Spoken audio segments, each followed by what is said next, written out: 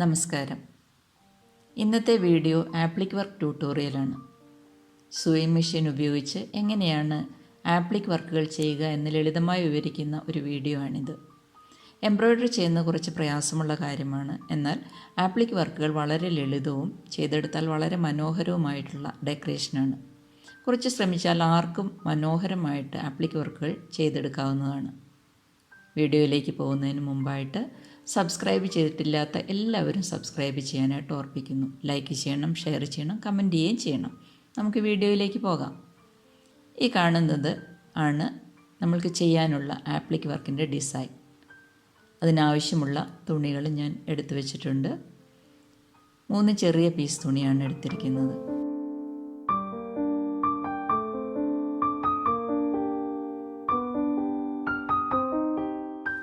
Design ഞാൻ appliqué ചെയ്യാനുള്ള തുണിയുടെ മുകളിൽ ട്രേസ് ചെയ്തിട്ടുണ്ട്. ഡിസൈൻ നേരെ ട്രേസ് ചെയ്തിരിക്കുകയാണ് കാർബൺ പേപ്പർ ഉപയോഗിച്ച്. അതുപോലെ തന്നെ ആപ്ലിക് ചെയ്യാനുള്ള തുണിയുടെ മുകളിലും അതേ ഡിസൈൻ കാർബൺ പേപ്പർ വെച്ച് ട്രേസ് ചെയ്തിട്ടുണ്ട്. ഇത് കണ്ടോ, ഇത് ബോഡി, ഹാറ്റ്.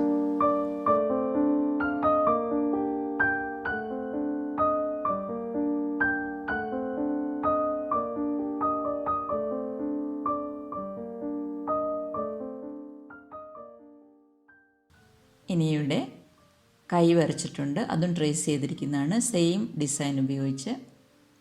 ഷൂ, ഇതെല്ലാം അതേ ഡിസൈനിൽ തന്നെ ട്രേസ് ചെയ്തിരിക്കുന്നതാണ്. ഇതിൽ കൈപ്പത്തി, ബക്കറ്റ്.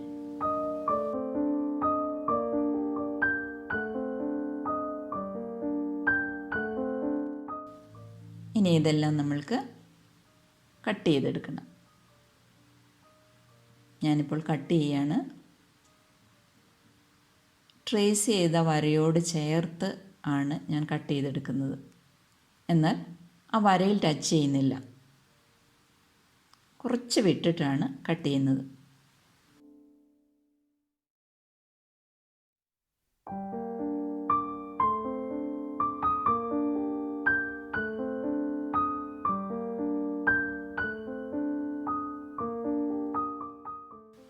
എന്നാൽ ഇത് മറ്റ് ഭാഗങ്ങളുമായിട്ട് ജോയിൻ ചെയ്യുന്ന ഭാഗത്ത് കുറച്ച് വിട്ടിട്ടാണ് കട്ട് ചെയ്യുന്നത്.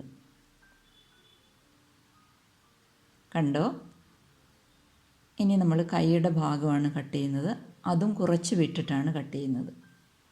ഈ കൈ എന്ന് പറയുന്ന ഒരു പാർട്ട് നമ്മൾക്ക് വരുന്നുണ്ട്, അതുകൊണ്ട് കുറച്ച് ഭാഗം വിട്ടിട്ടാണ് അവിടെ കട്ട് ചെയ്യുന്നത്.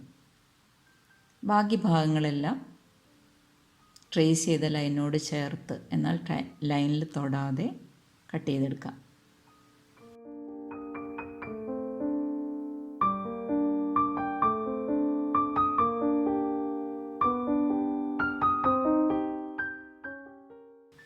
കട്ട് ചെയ്ത് കഴിഞ്ഞു.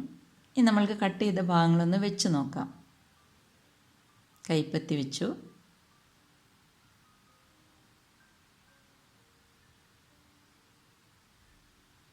ഇതുപോലെ മറ്റ് എല്ലാ പാർട്ടുകളും നമുക്ക് ഈ ഡിസൈനിൽ വെച്ച് നോക്കാം.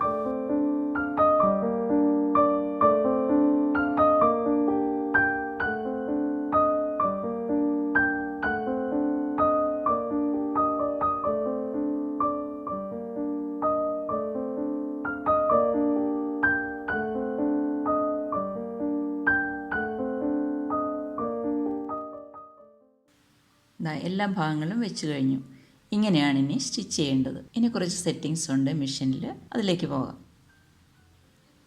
പ്രഷർ ഫൂട്ട് ഞാൻ ഊരി വെച്ചിട്ടുണ്ട്.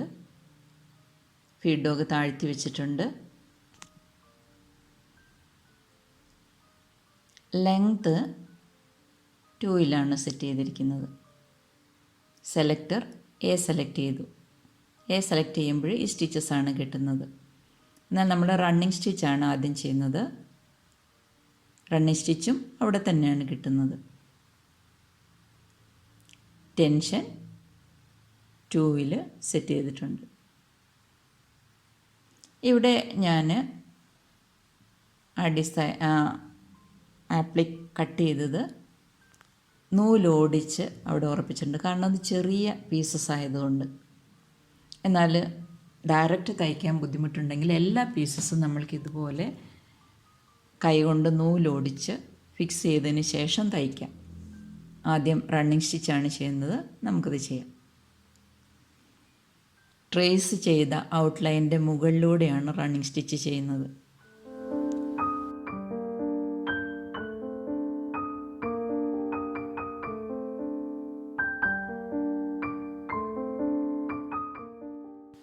എല്ലാ പീസസും റണ്ണിങ് സ്റ്റിച്ച് ചെയ്ത് ഔട്ട്ലൈനിലൂടെ റണ്ണിങ് സ്റ്റിച്ച് ചെയ്ത് ഉറപ്പിച്ചതിന് ശേഷമാണ് സിഗ്സാഗ് ചെയ്ത് ആപ്ലിക് കംപ്ലീറ്റ് ചെയ്യുന്നത്.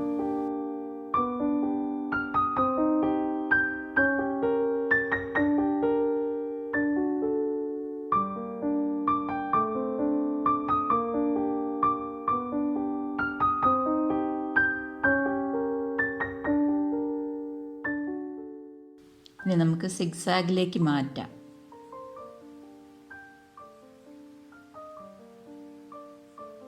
ഞാൻ മാക്സിമത്തിലല്ല വെച്ചിരിക്കുന്നത്, ഇടയ്ക്കാണ് സെറ്റ് ചെയ്തിരിക്കുന്നത്. ഒരു ചെറിയ മുഖം വരച്ചിട്ടുണ്ട്. മുഖത്തിൻ്റെ ചെറിയൊരു പാർട്ട് അത് നമ്മൾക്ക് സാറ്റിൻ സ്റ്റിച്ചിൽ ചെയ്യാം. ആപ്ലിക്ക് ചെയ്യാനായിട്ട് അത്രമാത്രം അതിന് വലിപ്പമില്ല. നമുക്കവിടെ ഇത് എംബ്രോയിഡറി ചെയ്യാം.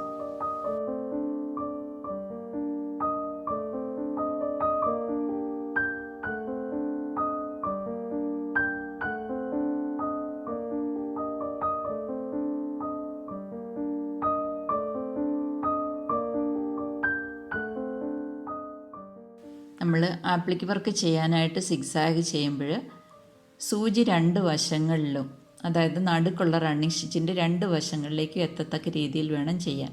അങ്ങനെ ചെയ്ത് ഉറപ്പിക്കണം. എല്ലാ ആപ്ലിക്ക് ചെയ്യാനുള്ള കട്ടിങ്ങുകളുടെയും സൈഡിലുള്ള റണ്ണിങ് സ്റ്റിച്ച് ചെയ്ത് ഉറപ്പിച്ചിരിക്കുന്നത് കൊണ്ട് തയ്ക്കുന്നത് എളുപ്പമായിരിക്കും. നമ്മൾ വച്ചിരിക്കുന്ന ആ ഡിസൈൻ മാറിപ്പോവില്ല. അതായത് കട്ട് പീസ് മാറിപ്പോകാതെ അവിടെ ഇരിക്കും. അതുകൊണ്ട് നമുക്ക് സാറ്റിൻ സ്റ്റിച്ച് ചെയ്യുന്നത് എളുപ്പമാണ്.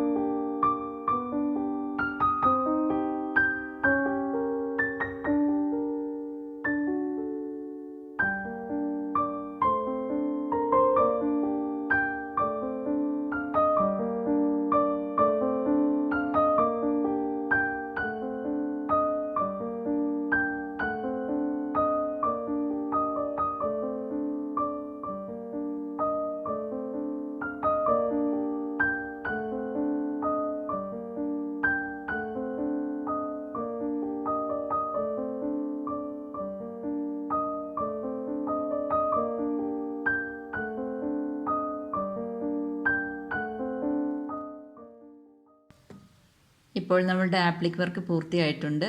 ഈ വീഡിയോ നിങ്ങൾക്ക് ഉപകാരപ്രദമായി എന്ന് കരുതുന്നു. ഈ വീഡിയോ നിങ്ങൾക്ക് ഇഷ്ടമായിട്ടുണ്ടെങ്കിൽ തീർച്ചയായിട്ടും സബ്സ്ക്രൈബ് ചെയ്യണം, ലൈക്ക് ചെയ്യണം, ഷെയർ ചെയ്യുകയും ചെയ്യണം, കമൻറ്റ് ചെയ്യുകയും ചെയ്യണം. നിങ്ങൾക്ക് എന്തെങ്കിലും സംശയമുണ്ടെങ്കിൽ കമൻറ്റ് ചെയ്യുകയാണെങ്കിൽ ഞാൻ തീർച്ചയായിട്ടും അതിന് മറുപടി തരുന്നതാണ്. വീണ്ടും മറ്റൊരു നല്ല വീഡിയോയുമായിട്ട് കടന്നു വരാമെന്ന് പ്രതീക്ഷിക്കുന്നു. അതുവരേക്കും നന്ദി, നമസ്കാരം.